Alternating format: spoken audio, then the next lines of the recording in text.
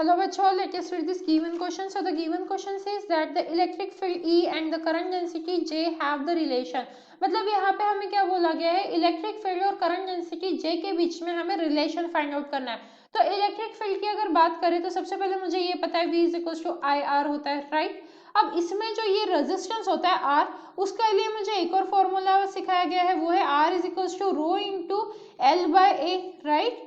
तो अब देखिए मैं यहाँ से क्या लिख सकती हूँ, I is equal to V by R लिख सकती हूँ.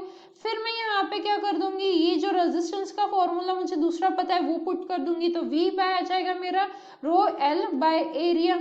तो यहाँ से मेरे पास आ जाएगा वी ए इंटू क्या आ जाएगा रो एल. ठीक है, ये V क्या है, वोल्टेज है, वॉल्यूम नहीं है.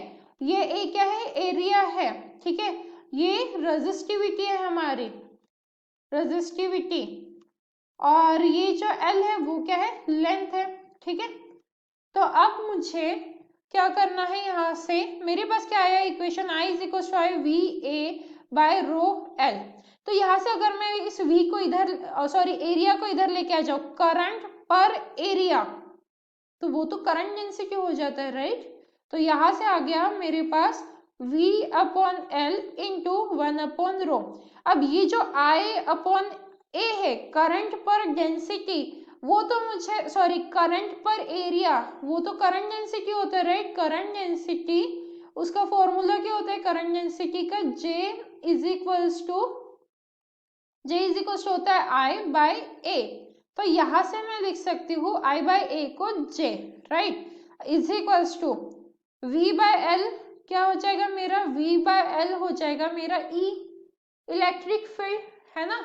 वोल्टेज पर यूनिट लेंथ क्या होता है, पोटेंशियल होता है. तो मैं इस V बाय एल को लिख सकती हूँ E. ठीक है, यहाँ पे लिख देते हैं V बाय एल क्या होता है हमारा, E होता है. अब एक और चीज लिखनी पड़ेगी कि 1 अपॉन रो तो होता है कंडक्टिविटी. देखो reciprocal of resistivity is known as conductivity. तो ये हो गया सिग्मा.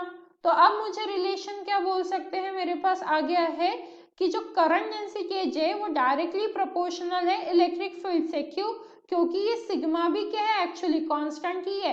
जैसे रो प्रोपोर्शनैलिटी कांस्टेंट है ना, वैसे ये सिग्मा भी प्रोपोर्शनैलिटी कांस्टेंट ही है. So J is directly proportional to E. That means our option B is the right answer for this question. So I hope you understood it well. All the best.